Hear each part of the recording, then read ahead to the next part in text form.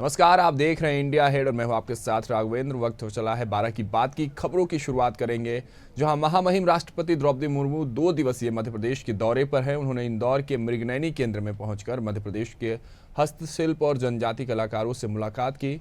गोंडी भित्ति चित्रकार दुर्गा व्याम ने राष्ट्रपति को अपनी बनाई हुई पेंटिंग भेंट की। वहीं झाबुआ के परमार दंपति ने अपनी प्रसिद्ध झाबुआ की गुड़िया और जनजातीय प्रतीक चिन्ह महामहिम को भेंट किया। इससे पहले मृगनयनी में राष्ट्रपति महोदया का राज्यपाल और सीएम यादव ने स्वागत किया। इस दौरान पुलिस विभाग, जिला प्रशासन समेत कई अधिकारी मौजूद रहे। महामहिम एयरपोर्ट से इंदौर के मृगनयनी केंद्र के लिए रवाना हुई। राष्ट्रपति बनने के बाद यह उनका तीसरा दौरा है।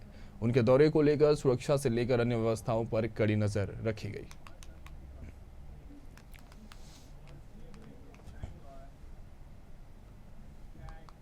केंद्र की नरेंद्र मोदी कैबिनेट ने वन नेशन वन इलेक्शन के प्रस्ताव को मंजूरी दे दी है। वही प्रस्ताव के मंजूर होने के बाद मुख्यमंत्री मोहन यादव का बड़ा बयान सामने आया है। मध्य प्रदेश के मुख्यमंत्री मोहन यादव ने इसे ऐतिहासिक कदम बताया है। उन्होंने कहा कि इससे भारतीय लोकतांत्रिक मूल्यों व आदर्शों को और अधिक मजबूती मिलेगी। प्रधानमंत्री नरेंद्र मोदी के दूरदर्शी नेतृत्व में आज भारतीय लोकतंत्र ने वन नेशन वन इलेक्शन की दिशा में एक ऐतिहासिक कदम बढ़ाया है। केंद्रीय मंत्रिमंडल के जरिए वन नेशन वन इलेक्शन को दी गई स्वीकृति का मैं समस्त मध्य प्रदेश वासियों की ओर से हार्दिक स्वागत करता हूं। केंद्र सरकार की तारीफ करते हुए सीएम मोहन यादव ने कहा कि इस पहल से न केवल भारतीय लोकतांत्रिक मूल्यों व आदर्शों को और अधिक मजबूती मिलेगी। इस ऐतिहासिक कदम के लिए प्रधानमंत्री का हृदय से आभार और सभी देशवासियों को बधाई।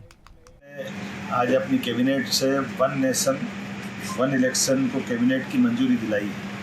ये अभी तक का इतना बड़ा फैसला है जिसके माध्यम से विकास के मामले में चुनाव की बार बार की स्थिति अलग अलग राज्यों की जब होती है तो डेवलपमेंट का काम रुकता है। और जैसा कि प्रधानमंत्री ने चुनाव के पहले ही घोषणा की थी और इसलिए पूर्व राष्ट्रपति श्रीमान रामनाथ कोविंद जी के मार्गदर्शन में एक आयोग बना था जिसने रिकमेंड किया और माननीय प्रधानमंत्री जी ने वन नेशन वन इलेक्शन करके लोकतंत्र को मजबूत करने का काम किया है। मैं उम्मीद करता हूँ शीतकालीन सत्र में आने वाले प्रस्ताव को संसद से मंजूरी मिलेगी और यशस्वी प्रधानमंत्री का ये निर्णय भारत को गौरवान्वित करने वाला है, लोकतंत्र को मजबूत करेगा। मेरी अपनी ओर से यशस्वी प्रधानमंत्री श्रीमान नरेंद्र मोदी जी और उनकी पूरी कैबिनेट को बधाई।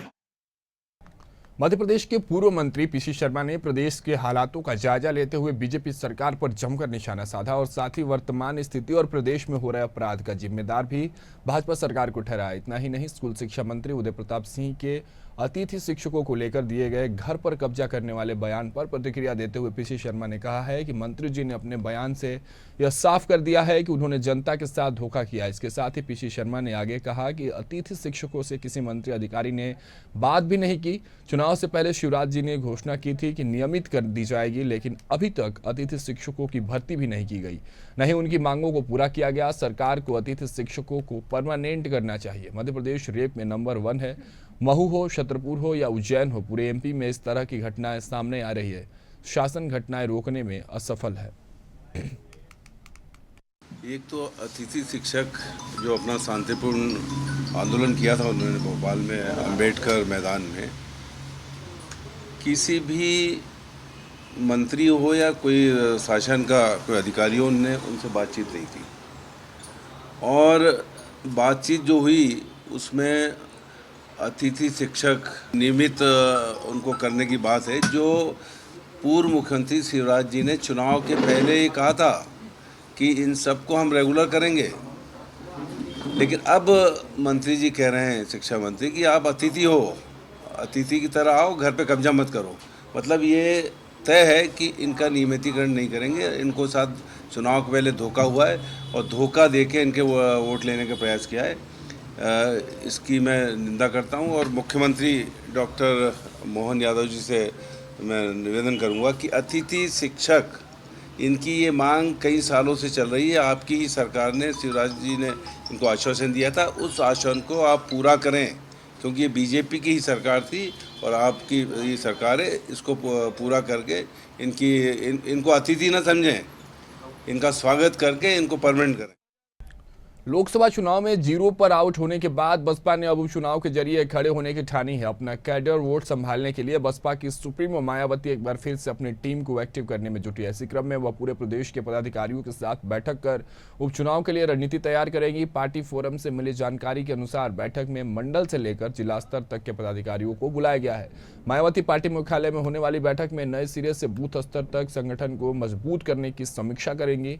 साथ ही वह 10 विधानसभा सीटों के उपचुनाव की तैयारियों को भी परखेंगी। पार्टी के प्रदेश अध्यक्ष ने बताया कि पार्टी सुप्रीमो मायावती ने पूरे प्रदेश के पदाधिकारियों की एक बैठक बुलाई है।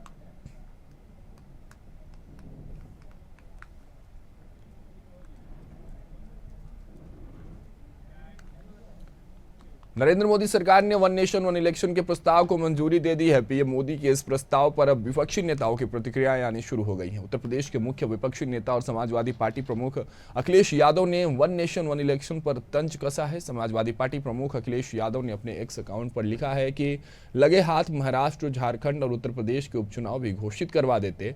अगर वन नेशन वन इलेक्शन सिद्धांत के रूप में है तो कृपया स्पष्ट किया जाए कि प्रधान से लेकर प्रधानमंत्री तक के सभी ग्राम, टाउन, नगर निकायों के चुनाव भी साथ ही होंगे। वही इस मामले में बीएसपी सुप्रीमो मायावती ने वन नेशन वन इलेक्शन का समर्थन किया है।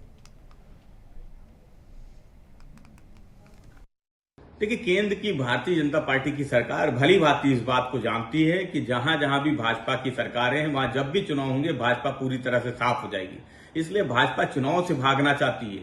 भारतीय जनता पार्टी की जहां जहां सरकारें हैं उन सरकारों की आयु बढ़ाना चाहती है। ये वही भारतीय जनता पार्टी है जो नोटबंदी के बड़े बड़े फायदे गिना रही थी। ये वही भारतीय जनता पार्टी जो किसानों के खिलाफ काले कानून लाई थी, फिर उन काले कानूनों के बड़े बड़े फायदे बता रही थी। देखिए, एक देश एक चुनाव, ये भारतीय जनता पार्टी के एजेंडे में शामिल है। ये देश के लिए बेहद जरूरी है, क्योंकि समय समय पर जब अलग अलग चुनाव होते हैं इससे सरकारी खर्च भी बढ़ता है, साथ साथ जो सरकार की योजनाएं हैं एवं विकास के कार्य हैं वो भी बाधित होते हैं। इसलिए अब यह समय आ गया है जब एक देश एक चुनाव की तरफ देश बढ़े, और पहले भी एक देश एक चुनाव इस देश में होते रहे। इसके लिए जो कमेटी बनाई गई थी पूर्व राष्ट्रपति रामनाथ कोविंद जी की अध्यक्षता में, उसने अपनी सिफारिशें दी है। सरकार ने उन सिफारिशों को मंजूर कर लिया है, कैबिनेट ने मंजूर कर लिया है।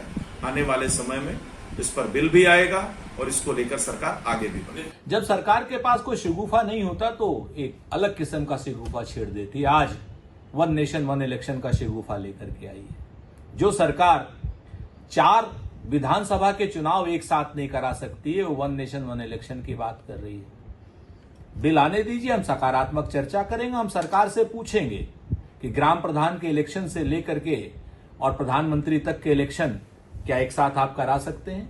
नगर निगम के साथ चुनाव, आप लोकल बॉडीज के चुनाव, आप विधानसभा के, लोकसभा के एक साथ कराइए। सकारात्मक रूप से हम बात करेंगे।